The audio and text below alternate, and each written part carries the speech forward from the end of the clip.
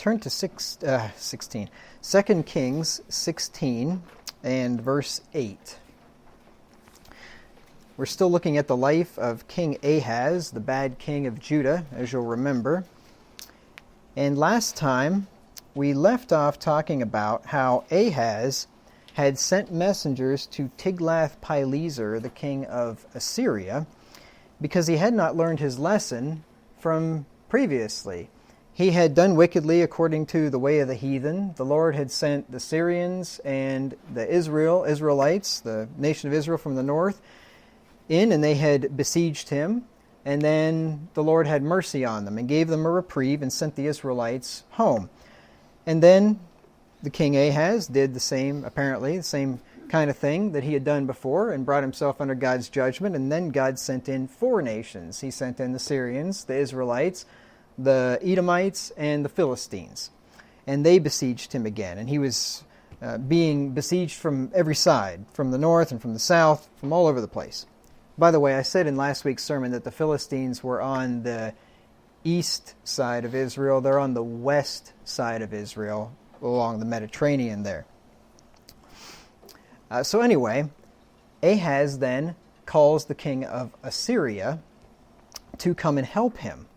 And we talked about this last time. And the king of Assyria's name was Tiglath-Pileser, if you're reading in 2 Kings 16. If you're reading in 2 Chronicles 28, Judy pointed out to me that I noticed the difference in the pronunciation marks, but just overlooked the fact that the name is actually spelled differently. In 2 Chronicles 28, his name is pronounced and spelled Tilgath-Pilneser. So it's either Tiglath-Pileser or Tilgath-Pilneser. Why is this the case? My grandma Wagner loved to butcher, not intentionally, but she butchered names, something terrible. And so I'm wondering if she was maybe of the tribe of Judah or something, and that's where she got it, because they like to pronounce and spell names differently as well. But I don't know. Maybe he had 2 different name spellings. I don't know. There were many kings of Israel that had different names, or names that were spelled quite differently, like Uzziah was Azariah, and I think he even had a different name as well. And there were different Jotham and there was another one anyway. There's several of them back there where people had names that were spelled differently. So anyway, I just wanted to clear that one up. And that brings us then down to 2 Kings 16 and verse 8. So in verse 7, Ahaz had called Tiglath-Pileser, and he had humbled himself before the king, not before God, but before this foreign king, because he needed his help. And he asked him to come and save him from these nations that had besieged him. And then to entice the king to come and help him, we get to verse 8. Because, most kings of most empires are not going to just do some little nation of Judah a favor and send in their military and save them from another nation just for the fun of it. But, if you pay them off enough, sometimes they'll do that. He was basically being a mercenary. So we read there in verse 8, 2 Kings 16:8. It says, "And Ahaz took the silver and gold that was found in the house of the Lord and in the treasures of the king's house, and sent it for a present to the king of Assyria." Now, as it says in Ecclesiastes 1:8, there is no new thing under the sun. Governments have been stealing from their people and giving it to other people when they get themselves in trouble forever, right? This is almost 3,000 years ago. It was happening back then. It's happening now. He basically went and pillaged the house of God and gave it to some pagan king because he got himself in trouble for his foolishness. And not only did he pillage the house of God, he at least pillaged his own house too. There it says the king's house. But of course, where did he get all this wealth in the king's house? From the people, right? So he's pillaging the people, in other words, to bail himself out. And kings had done this in the past. He wasn't the first one. You actually had godly kings that did it and ungodly ones as well. I'll give you some examples here.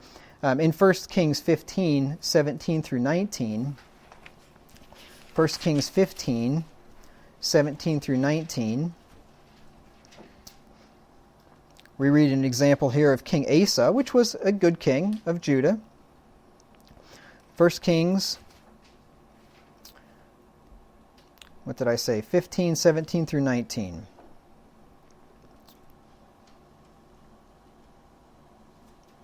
And Baasha, king of Israel, went up against Judah and built Ramah, that he might not suffer any to go out or come in to Asa, king of Judah. So he was surrounding him, not allowing people, supplies to come in and out. And Asa took all the silver and the gold that were left in the treasures of the house of the Lord, and the treasures of the king's house, and delivered them into the hand of his servants. And King Asa sent them to Ben-Hadad, the son of Tabramon, the son of Hezion, king of Syria, that dwelt at Damascus, saying, There is a league between me and thee, and between my father and thy father. Behold, I have sent unto thee a present of silver and gold. Come and break thy league with Baasha, king of Israel, that he may depart from me. So it's interesting here. This is not too terribly long. A few generations before King Ahaz did this, King Asa, the good king of Judah, did the same thing. Only this time he was buying off the Syrians. So he took all the wealth in the house of God, gave it to the Syrians to buy them off, to help him out against Israel, I believe it was at that time. And then King Ahaz does the same thing, except this time he pillages the house of God to give it to Assyria to save him from the Syrians, whom his predecessor had paid off with the money in the house of God before that. You might think that they would learn that maybe this doesn't work. Maybe pillaging God's house for the sake of national security is probably not a good idea. But they continue to do it. They did it again there in 2 Kings 12 and verse 18. 2 Kings 12 and verse 18.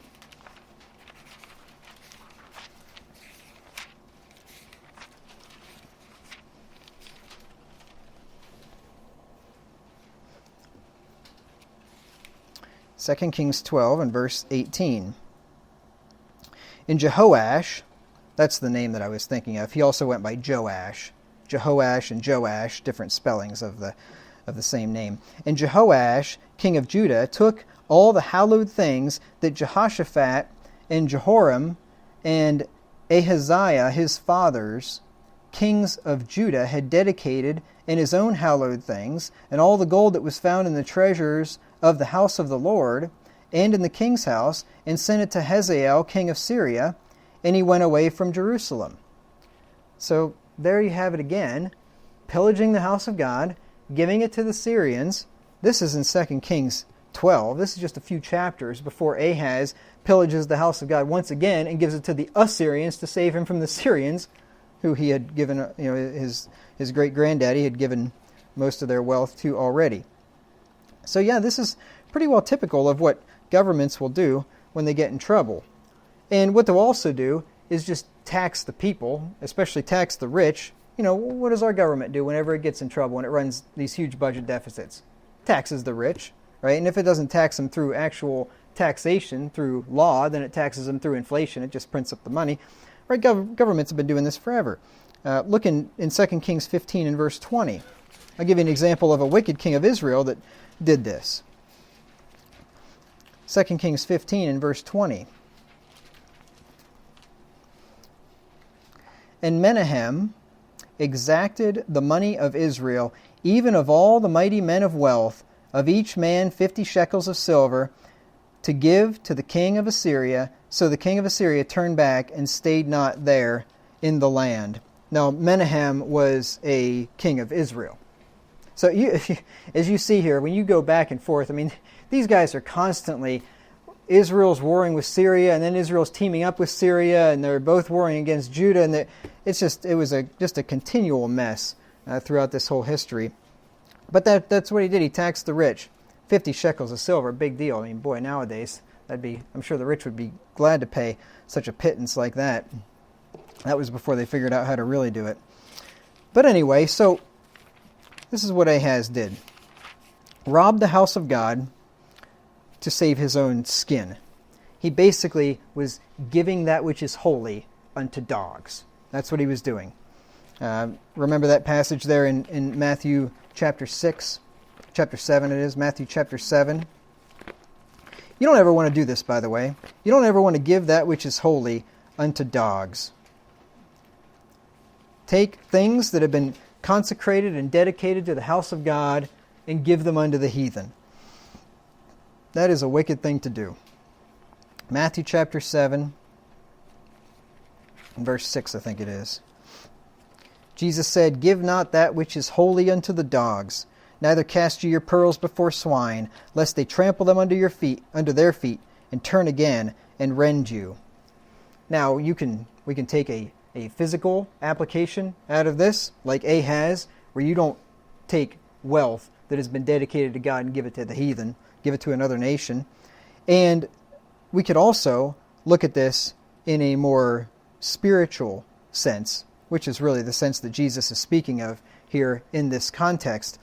And that is, he's speaking of judgment, right?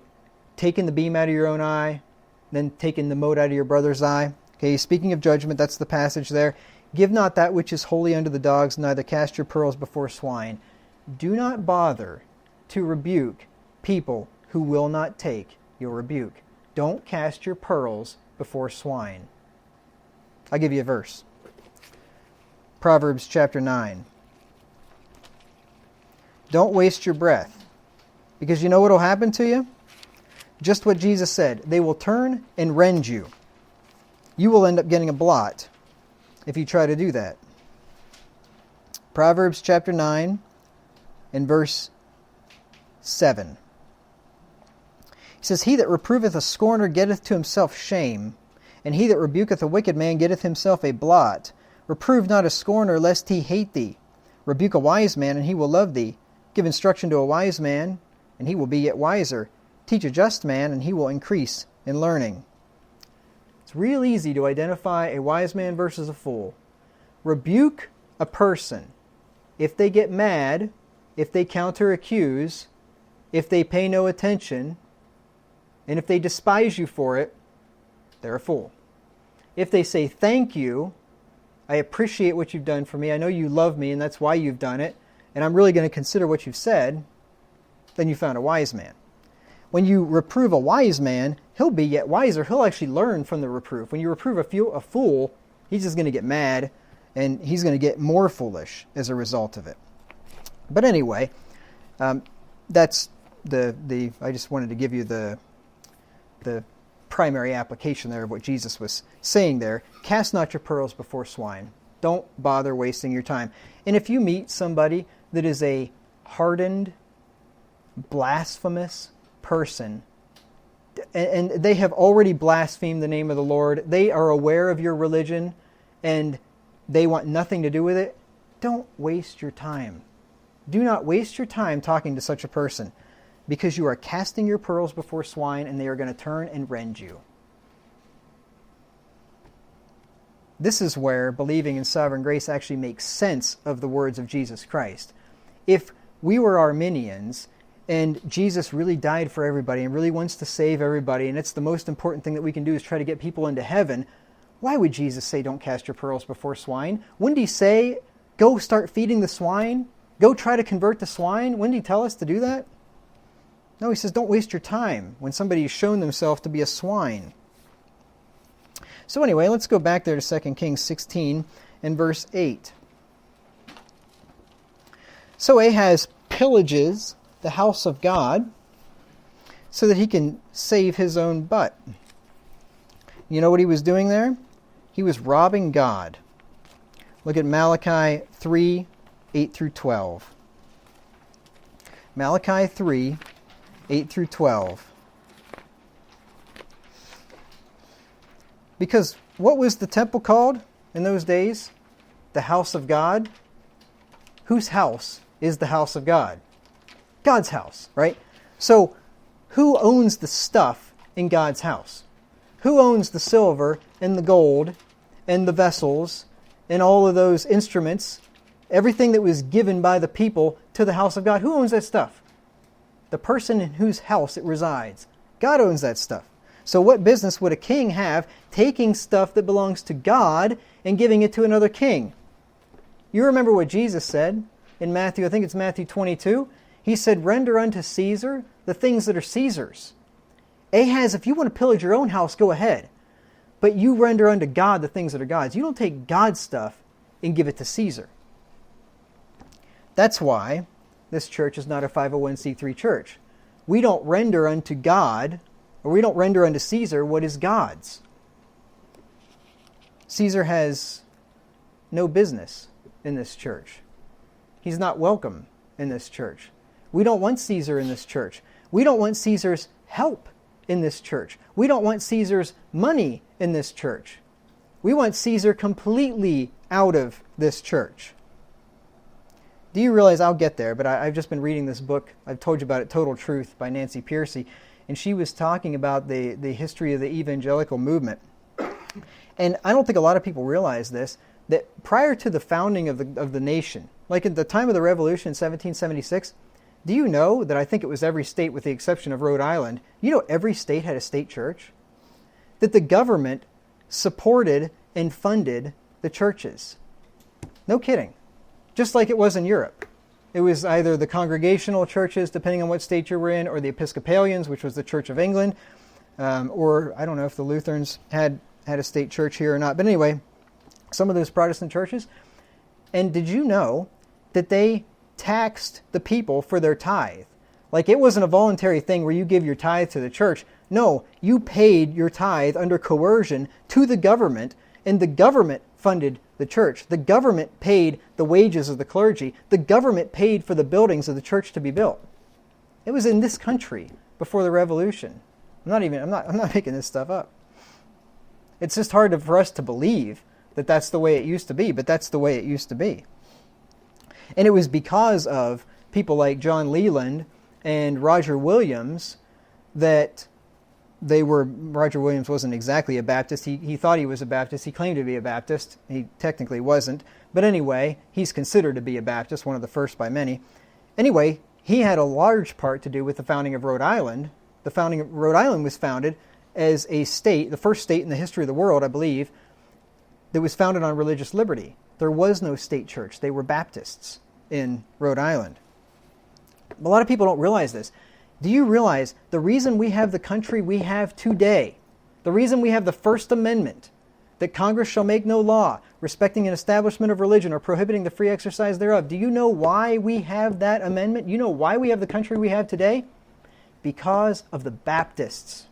And that is no exaggeration. That is no hyperbole. Literally, because of the Baptists, because of our heritage in this church, that is why we have the United States of America as it is today. Because of the Baptists. Go look it up.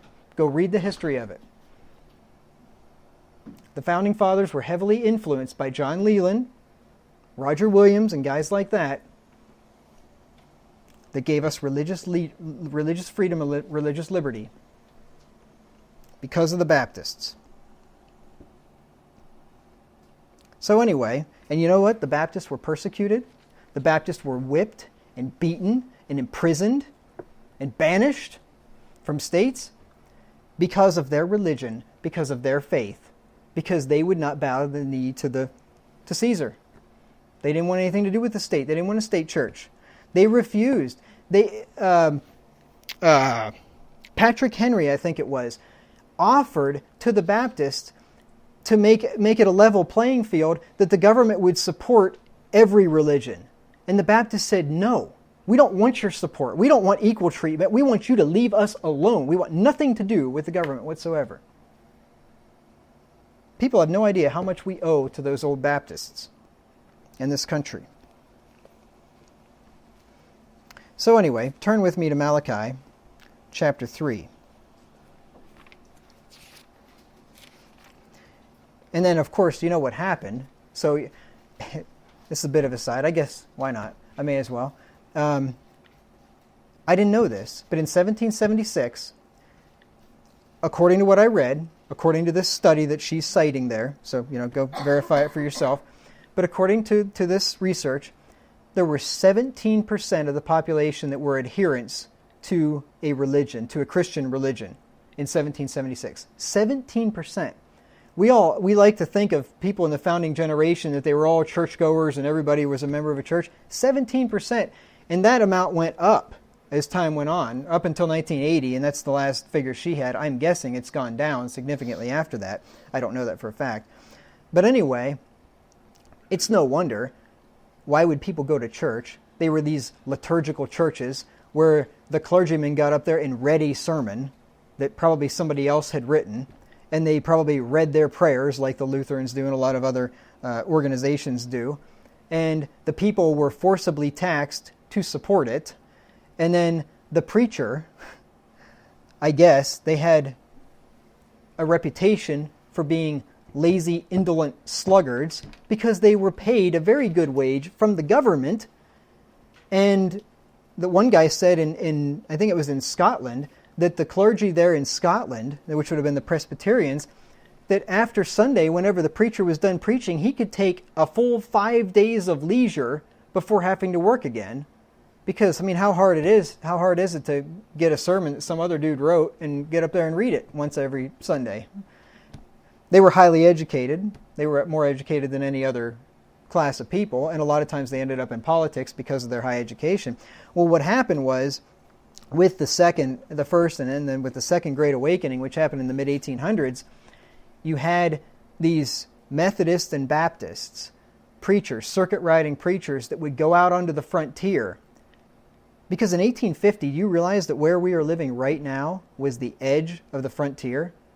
If you took a walk, it took a drive, a half an hour over across the river, it was the frontier. There was no state of Kansas. There were no states, period, west of here.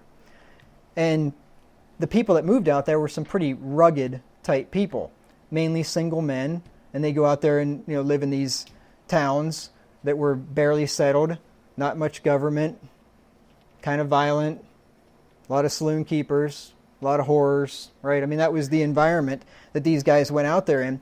And these Methodists and Baptists would get on their horse and they'd ride out there and they would preach and they would have these revival meetings.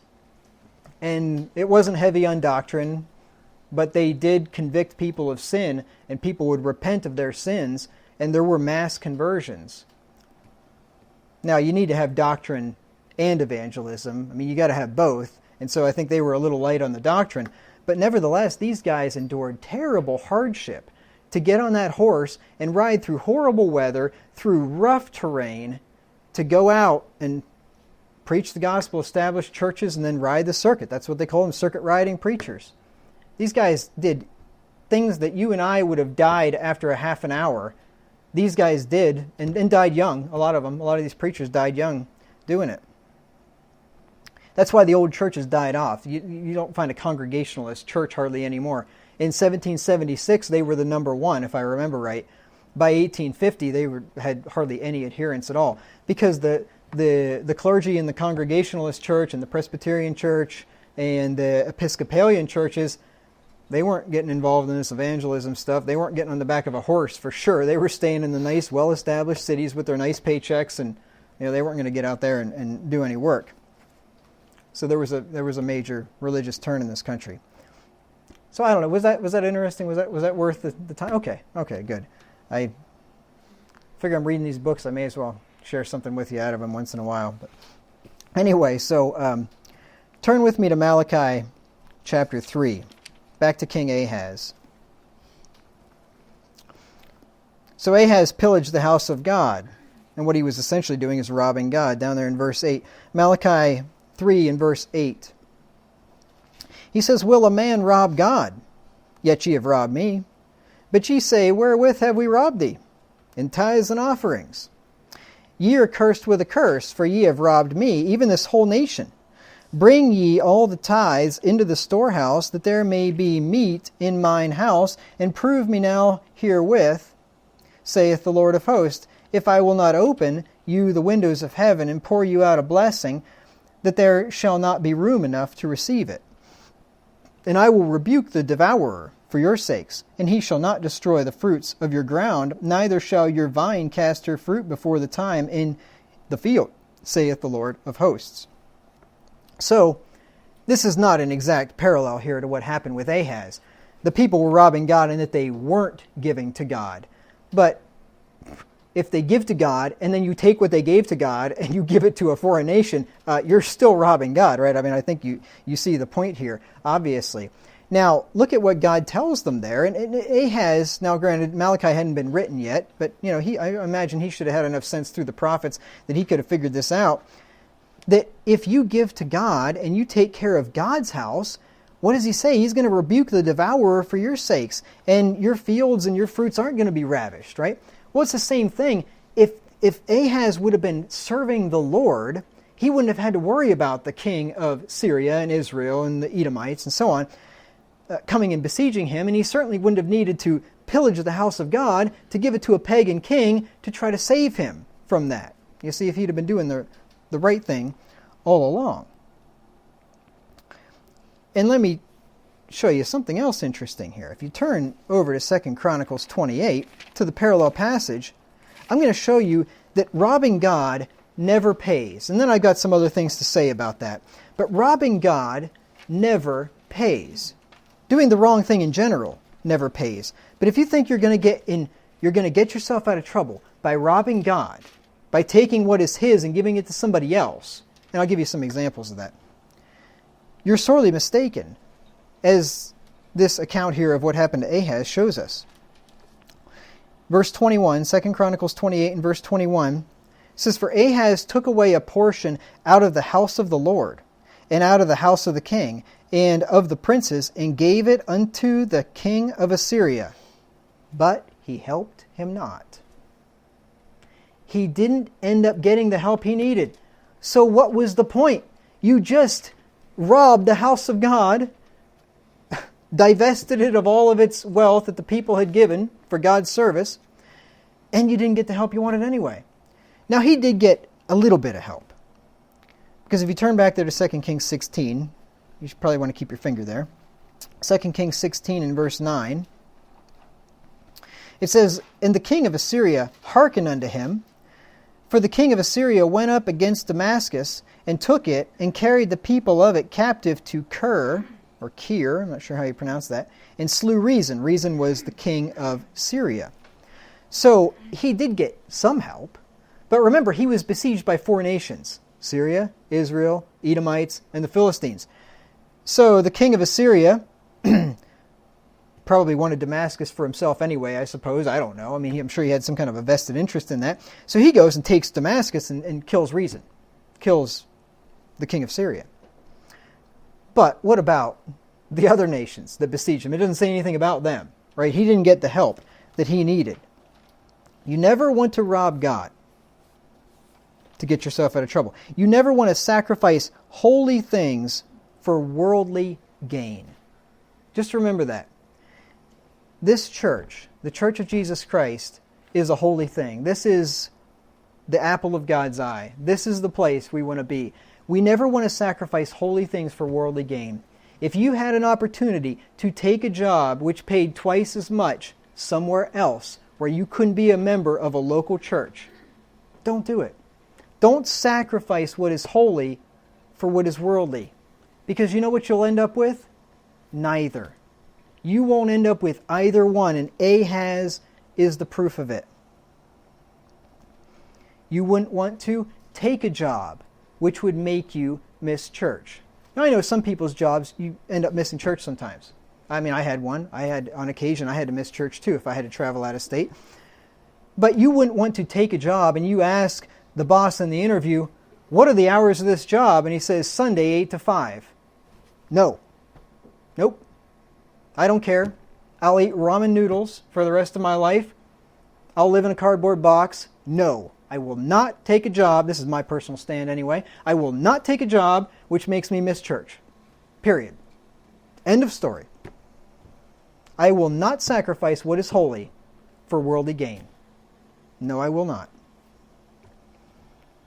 You wouldn't want to marry somebody which required you to move away from the church. No. No way. Do not sacrifice that which is holy for worldly gain. And never use God's money for yourself. This is what Ahaz used. He used God's money for himself. Now, I've taught you to do this since I've been your pastor. Most of you, that's been almost 8 years now. That we ought to be laying by ourselves in store. Every time you get paid, you ought to skim off the top. For me personally, it's 10% of my gross income. I'm not telling you what to do. That's what I do. I follow Abraham and Jacob's example. And you skim whatever that percentage is off the top, and that should go into, this is what I do. I'm not saying what you should do. You just give to God however it works for you. Here's what I do. Let me just put it that way. I skim that 10% off the top, and it goes into a separate account. Okay? And that's God's money. It's even called God's money, I think. Or do I call it tithe? I don't know. I should call it God's money. I should change the name of the account. Anyway, call it God's money. But anyway, it's a separate account. It's for God. Now, maybe you want to do a shoebox, you want to do an envelope, you want to do cash, whatever. It doesn't matter. When I have an envelope, too, for cash. So I got God's money in cash, I got God's money in the bank.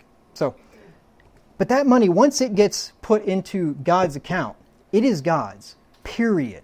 I'm speaking for myself here. It is God's. I will not touch that, God being my helper, for any reason. I would starve before I would take God's money from Him for myself.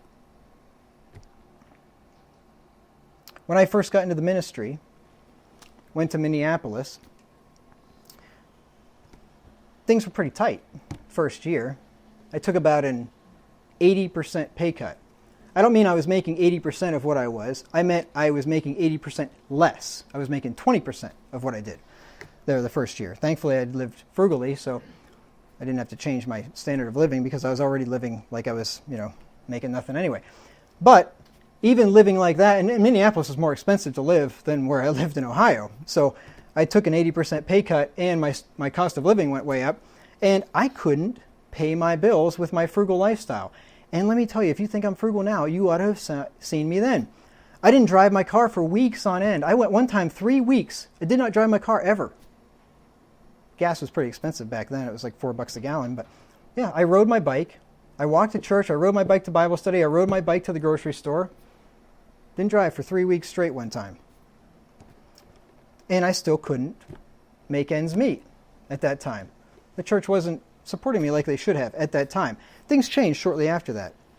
But I still, because I had purposed in my heart, even before I was baptized, but especially after, that I would give, at a minimum, 10% of my gross income to the Lord, period, no matter what, come hell or high water, as they say.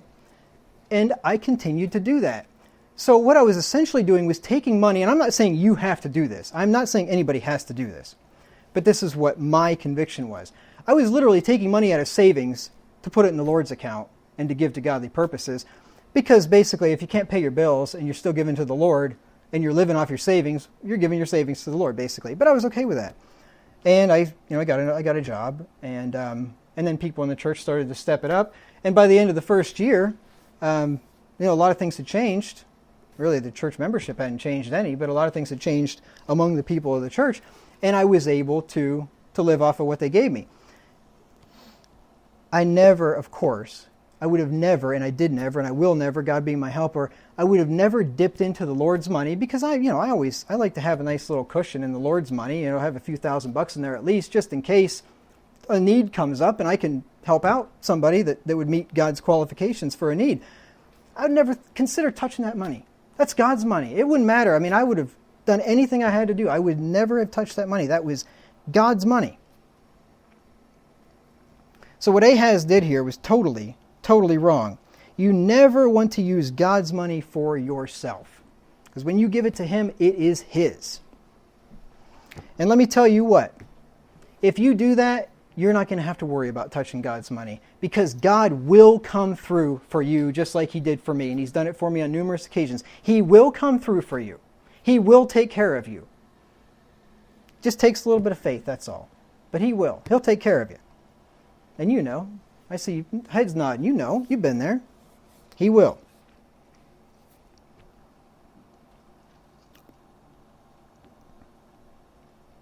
Now, why did I tell you all that?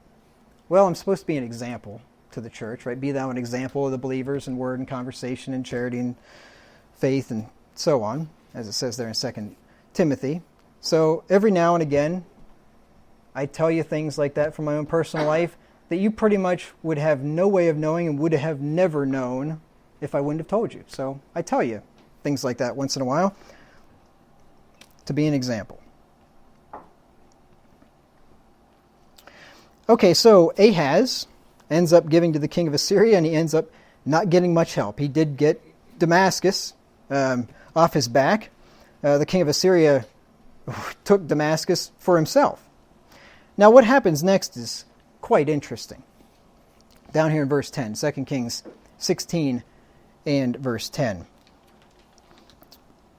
says, And King Ahaz went to Damascus to meet Tiglath-Pileser, king of Assyria, and saw an altar that was at Damascus. And King Ahaz sent to Urijah the priest the fashion of the altar, and the pattern of it according to all the workmanship thereof. And Urijah the priest built an altar according to all that King Ahaz had sent from Damascus. So Urijah the priest made it against King Ahaz, came from Damascus. That phrase there, made it against King Ahaz, came from Damascus. It was like he made it before he got there, basically. It's just a kind of an old way of saying that. So this is really interesting. So he pays off the king of Assyria. The king of Assyria takes Damascus, and Ahaz goes up there to meet with the king of Assyria to, hey, thanks a lot, thanks for helping me out, I don't know what, having a little meeting up there anyway in Damascus. And when Ahaz is in Damascus, he looks and he sees this altar. Now remember, the Syrians at that time were pagans, right? They were devil worshippers. All the nations were devil worshippers outside of Israel, right? Things which the Gentiles sacrifice, they sacrifice to devils and not to God, we're told in 1 Corinthians chapter 10. So this altar up there was certainly not an altar to Jehovah. This was an altar to pagan gods where they would burn sacrifices. Because Israel wasn't the only nation that burnt sacrifices to God. You know that, right? I don't know if you know that or not. But a lot of the religious practices of the nation of Israel were copied by the heathen, or else the devil had seen the pattern in the heavens and inspired these nations to do things that were very similar to the way that Israel did them. Right? So they weren't the only nation that burnt animal sacrifices to God. Right? They burnt them to their gods as well. So they had this altar where they would make sacrifices. So Ahaz goes up there and sees this altar that was unto devils, this devil-worshipping altar, and he looks at that thing and he says, man, that's a cool-looking altar. I mean, that's better than the altar that we got down there in Judah. And it sounds like it was a big one because he talks about the great altar. We'll look at that. I don't know if we'll get to that today or not, but in 2 Chronicles 28, it talks about the great altar. So he sees this altar and he's like, I'm really liking the looks of this altar. That brass thing we have back there in Judah is just not all that impressive compared to this thing. So he takes note of it and he looks at the size of it and he starts getting out his measuring tape and he measures he gets the dimensions of it and he gets the pattern of it and he gets out his pen and paper and he kind of jots it all down there. He maybe draws a picture of it, gives him the dimensions and everything, and he sends it off to, was it Urijah? Urijah the priest. He sends him a letter down to Judah and he says, hey, check out this altar I found up here. This is really cool looking. I mean, this thing is, God's got to be in this place. I mean, just look at this altar. This thing is beautiful. Make me one like that, because obviously the Syrians are doing all right. I mean, they just ended up taking us over, so apparently their gods must be pretty happy with them. Make me an altar like that one. And that's what Urijah did. Urijah made him an altar just like the one they had in Damascus, just like the one that they would sacrifice to devils on. Now somebody might say, well, what's wrong with that? I mean, if you find somebody that has an improved version of something that you have, why not just adopt it? Just go along with it. But the problem is that God has said, and I'm going to give you lots of verses, numerous times, that we are not to incorporate false religious practices into God's religion. Let's turn to Deuteronomy chapter 12, verses 29 through 32. This is the passage that I read at the outset of the service today. For this reason, Deuteronomy chapter 12. And the Bible is replete with these warnings. I'm going to give you a whole bunch of them. Deuteronomy chapter 12, verse 29. Of course, Ahaz would have had this verse. He had the law of Moses, been around for a long time. As I said before, he was supposed to have written himself a copy of it whenever he took the throne. what are the odds that you suppose that he actually did it? I'd say pretty much 0. I highly doubt that he wrote himself a copy of the law. If he did, he soon forgot what he wrote. But anyway, Deuteronomy chapter 12, verse 29. Says, when the Lord thy God shall cut off the nations from before thee, whither thou goest to possess them, and thou succeedest them, and dwellest in their land, take heed to thyself, that thou be not snared by following them, after that they be destroyed from before thee, and that thou inquire not after their gods, saying, how did these nations serve their gods? Even so will I do likewise. This is exactly what Ahaz did. He went up there, he looks at the altar that the Syrians had, and he says, well, how did these nations serve their gods? Well, on this big, beautiful, great altar. And I'm really liking the looks of this altar. We should do this. God's going to like this, obviously. Thou shalt not do so unto the Lord thy God. I love that, how when God really wants to drive something home, he uses one-syllable words. Thou shalt not do so unto the Lord thy God. Almost all one-syllable words. He makes it so simple that a 5-year-old could understand it. Thou shalt not do so unto the Lord thy God. For every abomination to the Lord which he hateth have they done unto their gods. For even their sons and their daughters have they burnt in the fire to their gods. What things soever I command you, observe to do it. Thou shalt not add thereto, nor diminish from it. God says, whatever I tell you to do, you do that. Don't you add anything to it. Don't you take anything away from it. That's why our church service is so simple like it is. That's why we have praying, singing hymns, preaching, communion with unleavened bread and wine, feet washing, baptism by immersion of believers, church discipline every now and again. That's why we do what we do. That's why we don't have any of the accoutrements of this world. That's why we don't have the music programs of this world. That's why we don't have all the programs that this world has in their churches. That's why we don't have a big, beautiful building. Not that we could afford it anyway, but even if we could, we don't have this big, beautiful building with all these ornate decorations in it. We don't have incense, and we don't have candles, and we don't have, all these other things that these other religions that call themselves Christians have. Because we do it by the book. We do it the way the New Testament says. And you go read through the New Testament. Seriously. You find something in the New Testament that it says that we as a church and our worship service should be doing, you point it out to me and we'll do it. And you find something in this church that we're doing in our worship service to God that the New Testament does not authorize, and we'll stop doing it. Right there's my challenge to you. We do it by the book. Some people call that legalism. That's because they don't know what legalism means. Legalism means you're under the Old Testament law of Moses. That's what legalism means. People don't understand what words mean anymore. We are far from legalistic. Doing what God says is not legalistic. Or if it is, whatever. Guilty as charged. I don't care. So that's what the Lord said. Don't look at the way that these nations serve their gods and serve me likewise. Do it exactly the way that I told you to. Let me give you some other examples here. Turn with me to Deuteronomy 7 and verse 5. Deuteronomy chapter 7 and verse 5. Why don't we have a Sunday school in this church? Because it's not in the New Testament. It doesn't authorize it. That's why. Why don't we have a choir? Because it's not in the New Testament. It doesn't authorize it.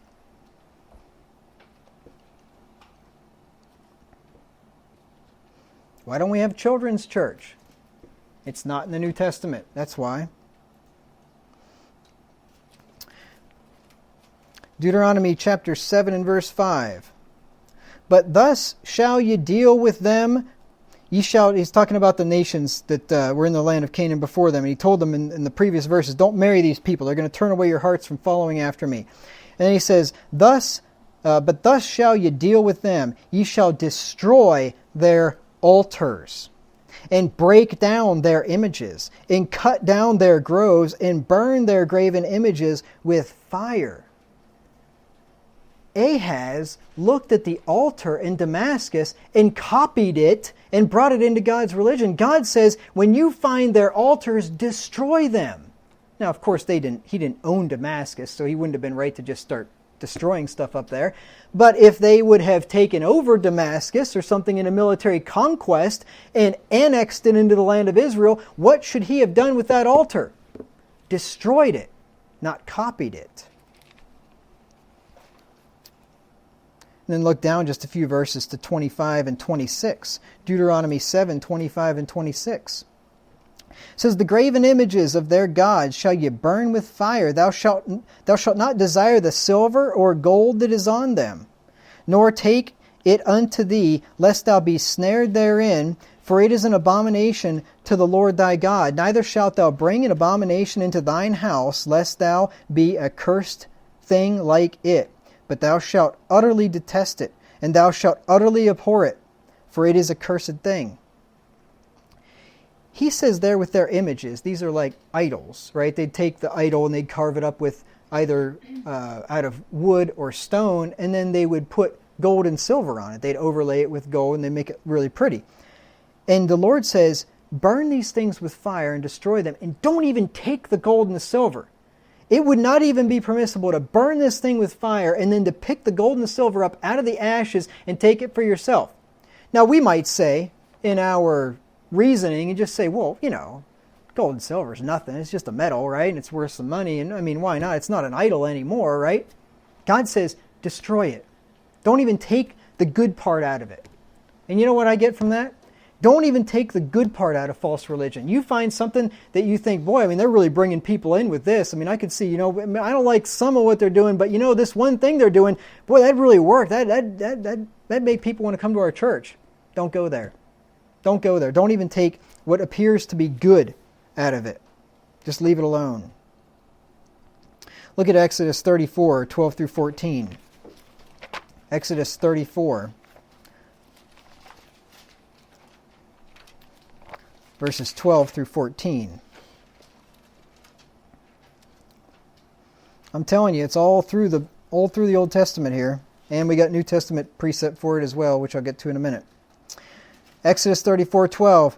Take heed to thyself, lest thou make a covenant with the inhabitants of the land whither thou goest, lest it be a snare in the midst of thee.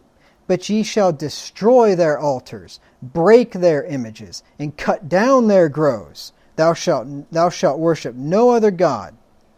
For the Lord, whose name is jealous, is a jealous God. God's name is jealous. That's one of his names. Jehovah is one of his names. Jealous is one of his names. You say, well, that's not good to be jealous.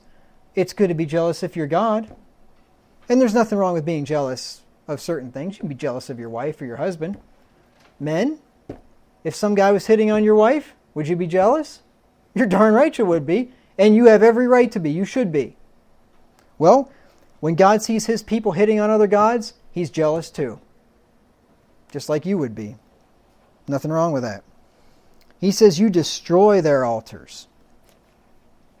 Don't pattern mine after it. Destroy their altars. Look at Leviticus 18 and verse 3.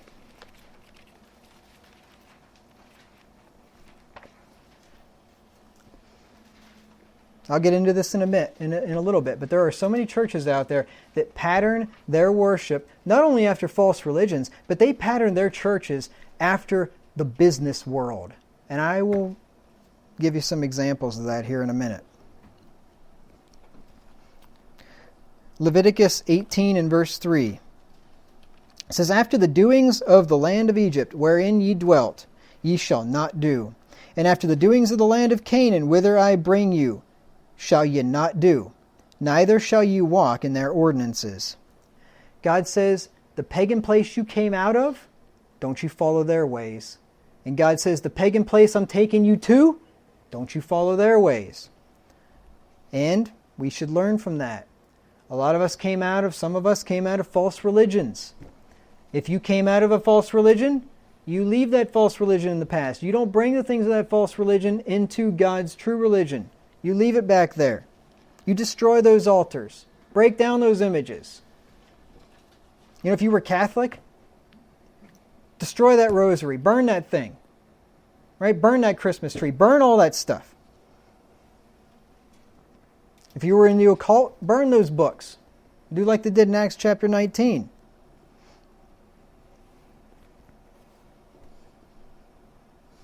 Blow up that NIV.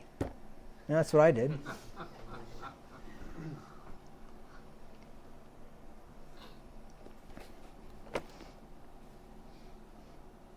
Because why? If you don't, it could end up corrupting you. That's just what the Lord said. It'll end up leading you away. You might start looking at that rosary and thinking, well, I remember when I was a Catholic and I'd pray that thing and I'd say 50 Hail Marys and sometimes seemed like things would get better. I mean, maybe I'll just start sliding some beads and saying some Hail Marys. See, maybe this will help. You know, I mean, it sounds stupid, but you know what people do whenever they're desperate. Things are bad. That's what Israel said whenever they baked cakes for the Queen of Heaven. They said, back when we were baking cakes for the Queen of Heaven, everything was going great for us. I'm paraphrasing here. But now that we've left off, we're wanting all things. We're in terrible shape now. But boy, back when we were making the hot cross buns, things were going great. I want to be careful about that. Turn to Deuteronomy 18, 9 through 12. I've got family members that grew up in Catholicism, left Catholicism. Unfortunately, it was kind of like out of the frying pan into the fire, went into charismaticism, and now they're back in Catholicism. One of them is, anyway. I know a guy in the previous church that I was a member of. He was the guy that had a lot to do with my conversion. He came out of Catholicism into Arminianism, into the truth, back to Arminianism for a very short space of time, back to Greek Orthodox. Pretty darn close to Roman Catholicism. He's just gone right back into the vomit that he came out of. That's why you want to destroy those altars, break down those images, get rid of that stuff. Deuteronomy 18, 9 through 12. It says, When thou art come into the land which the Lord thy God giveth thee, thou shalt not learn to do after the abominations of those nations. There shall not be among you any one that maketh his son or his daughter pass through the fire, no more abortion, or that useth divination, no more Ouija boards, or an observer of times, no more, what do they call those things, horoscopes, or an enchanter, or a witch, no more going to psychics, no more getting your palm read, none of that kind of devil-worshipping stuff. No more Harry Potter movies, or a charmer, or a consulter with familiar spirits, or a wizard. I realize this is heresy to even say it. How about Lord of the Rings movies and books with the good wizards? Remember Gandalf, the good wizard, right? God says, destroy those things. Or a necromancer. No communication with the dead. For all that do these things are an abomination unto the Lord, and because of these abominations the Lord thy God doth drive them out from before thee. He says, don't do what they do. Don't follow their ways. Break down those altars. Look at Deuteronomy 12, 1 through 4. Are you starting to get the impression that God really was trying to impress upon them? Do not follow other religions. Don't incorporate them into mine. I'm going to read you some more, but I've been going up here for a while, and sometimes I think if you just continue piling them on, it really makes the point. Deuteronomy 12, 1 through 4. These are the statutes and judgments which ye shall observe to do in the land which the Lord God of thy fathers giveth thee to possess it all the days that ye live upon the earth. Ye shall utterly destroy all the places wherein the nations which ye shall possess serve their gods, upon the high mountains, and upon the hills, and under every green tree. And ye shall overthrow their altars, and break their pillars, and burn their groves with fire. Ye shall hew down the graven images of their gods, and destroy the names of them out of that place. Ye shall not do so unto the Lord your God. He says, even destroy their names. I want their name removed. I don't want to hear about any other false gods. I don't want to hear about Molech. I don't want to hear about Rimmon, I think was one of the other names. I don't want to hear about Baal or Ashtaroth. I don't want to hear about this stuff. I don't want to hear about the Queen of Heaven. Get rid of them. Destroy them. Now what happens when you don't is that you end up being corrupted by them. Ezra 9 and verse 1. Before you go there, let me just give you one more. One more about learning out the way of the heathen. That's in Jeremiah chapter 10. I think I mentioned this one here a few weeks ago. Jeremiah chapter 10.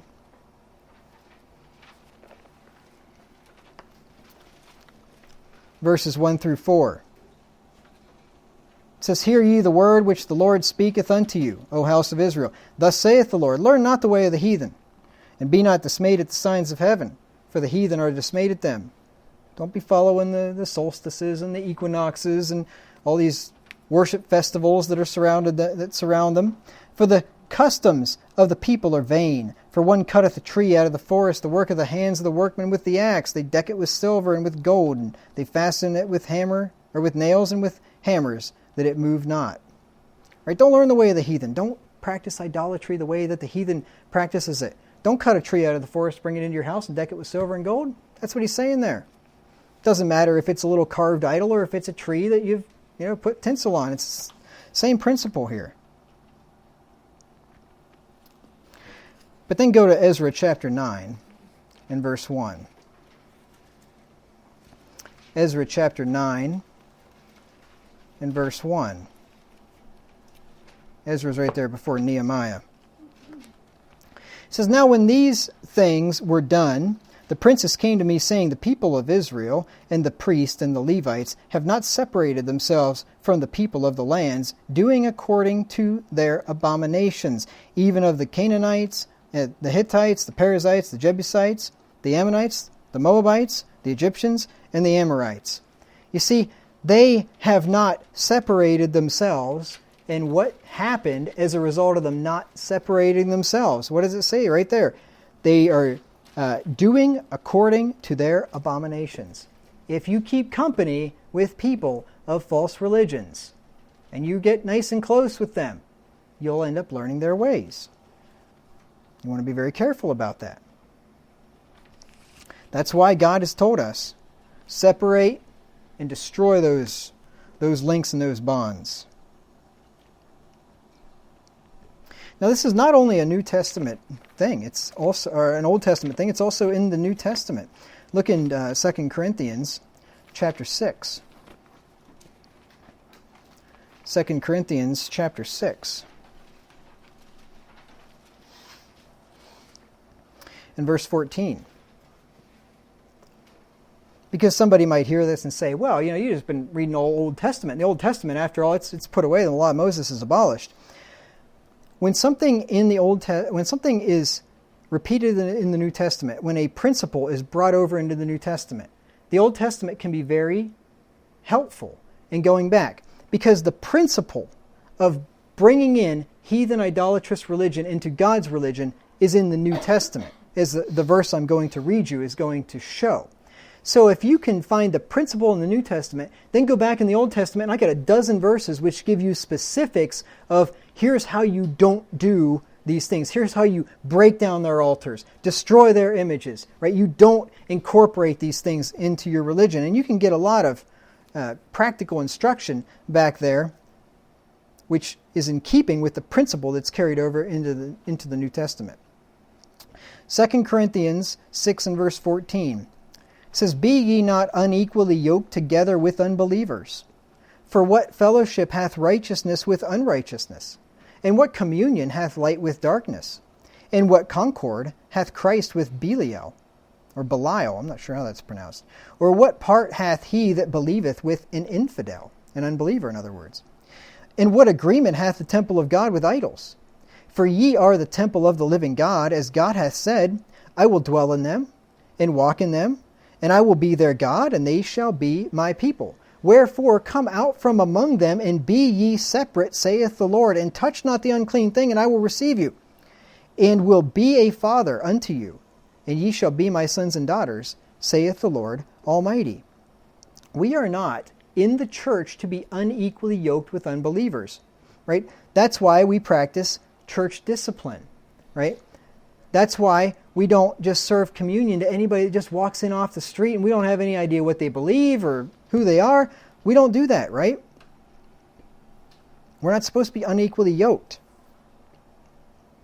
We're not supposed to have fellowship with unrighteousness. We're not supposed to have communion with darkness.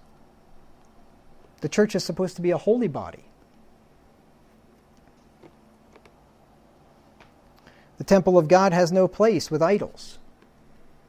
Right? That's why we don't have all the things that the Catholics have in our church assembly. We're not supposed to have those things. God says, "Come out from among them and be ye separate, saith the Lord. Touch not the unclean thing, and God will receive you." Don't bring their altars in to our church. Destroy those altars. Don't look at the way that the nations serve their gods and think, you know what, we should do the same thing. And just as a side note, this verse, though the principle it would be wise to apply this to marriage, this verse is not forbidding a believer from marrying an unbeliever. This is not what that verse is in context referring to. It's a wise idea not to do that, but that's not what this verse is talking about, just in case you wondered. Now, if you turn over just a couple of chapters there to chapter 10, I'll show you how it is today. How do we break down their altars? How do we destroy the images? How do we burn the groves? Because we're not physically doing it.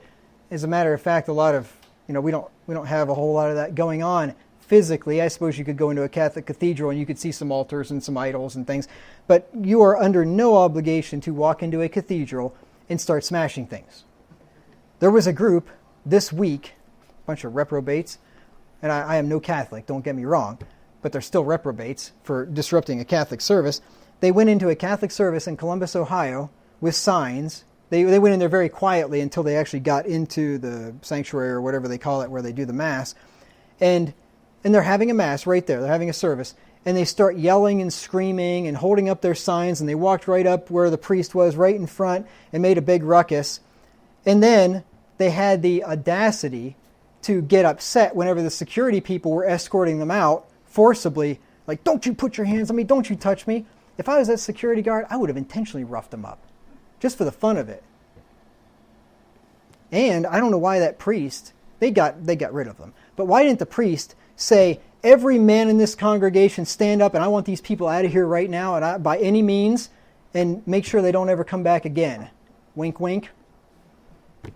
They were on private property, and you have no right to tell somebody, don't you put your hands on me. You're on private property, and this is a security guard for private property.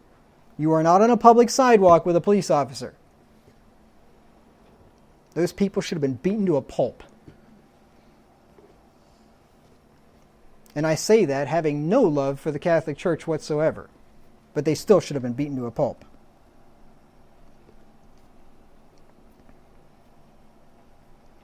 So how do we do it? Well, we don't do it that way. 2 Corinthians chapter 10.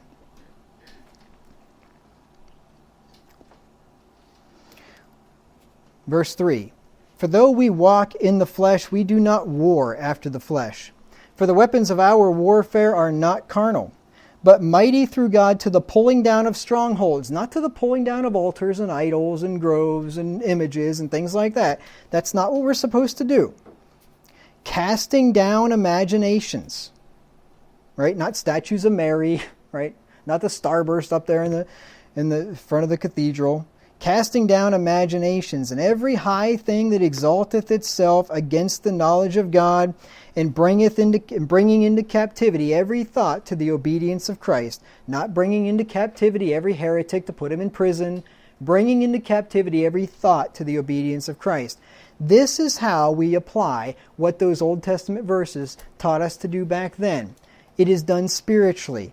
It is done by casting down imaginations, right? It's done by casting down your own imaginations, by reading the Word of God and having your own thoughts reformed and reproved. It's done in your prayer life, by confessing your sins to God and vowing not to do these things again. It's done by not taking in a bunch of filthy worldliness into your mind through your computer or your phone or your television. It's by limiting that kind of garbage that comes into your mind, casting down those imaginations and every high thing that exalteth itself against the obedience of Christ. It's casting down all these doctrines of devils out there like feminism, like evolution, right? Like all these false worldviews.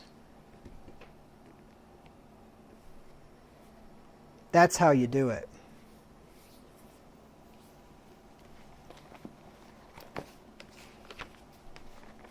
Okay, I'm going to wind this down. Let's go back to 2 Kings chapter 16 again. I just got a few more things to say about this verse here. Because remember what he did, the big picture. He went to Damascus, he saw an altar, he liked the looks of it, and he writes back to his priest and says, hey, let's put this in our church. We don't want to build churches like the way that the world builds businesses. And don't kid yourself. There are a lot of churches out there that build churches, and I'm referring to the organization, not the building. They build churches like the world builds businesses. I've met a guy that did this before.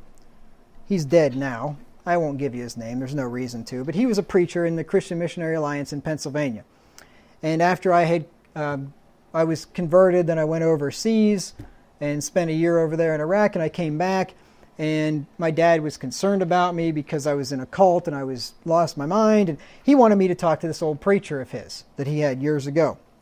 This guy tried to get me straightened out, and I agreed to talk with him, and we drove down to Pittsburgh, and we met with this guy.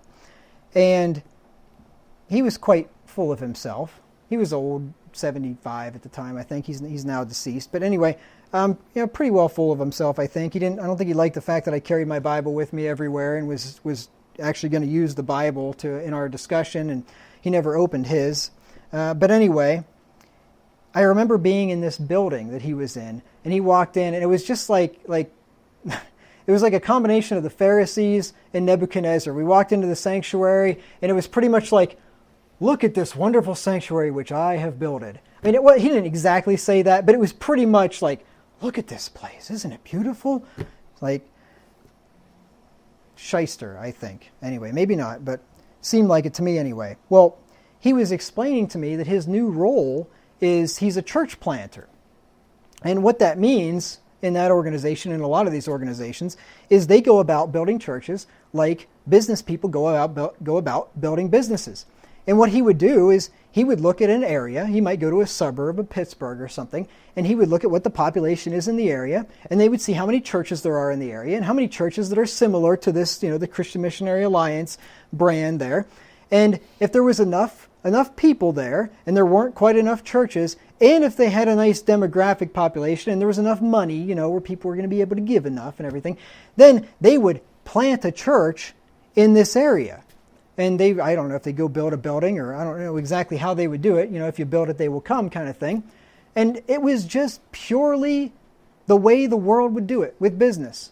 It had nothing to do with biblical church planting. In the Bible, you don't go and just decide, I'm just going to build a church in this city. No.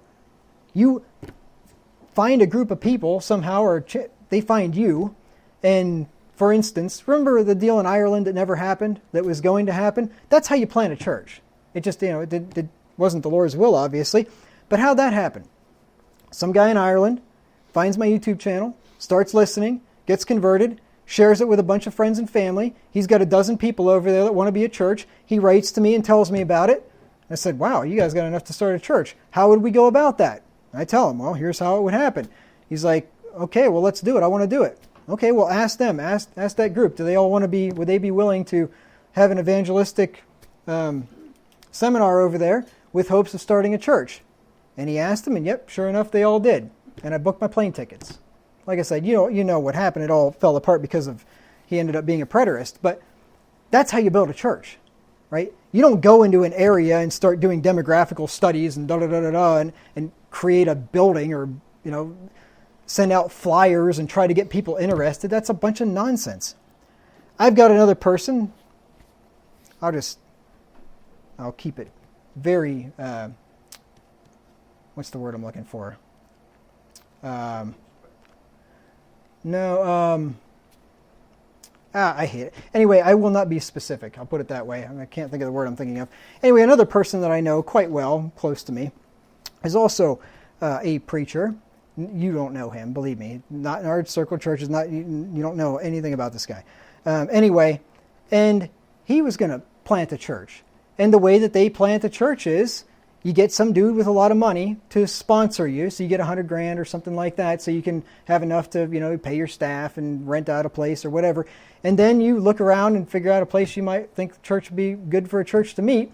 And then you go and you print out a bunch of flyers and you canvass the neighborhood and you send out mailers and you hype up this great big, this big launch, right? And then you have members of other churches, these other big churches. You get a bunch of them come to the launch because you don't want to have 3 people there, right? You got to have a big group so people think this thing's really happening. So you bring in a whole bunch of people and you get this big launch night. And then you hope the people that came keep coming. And then you just keep doing rinse and repeat. Just like you start a business. What do you do when you're going to start a new business? You send out flyers, you send out mailers, right? You do studies of the area. You have a big launch day. You spread it on social media and you hope a bunch of people come and it takes off, right? Pure worldliness. Pure worldliness. We don't want to do that. You don't want to incorporate worldly worship into God's church.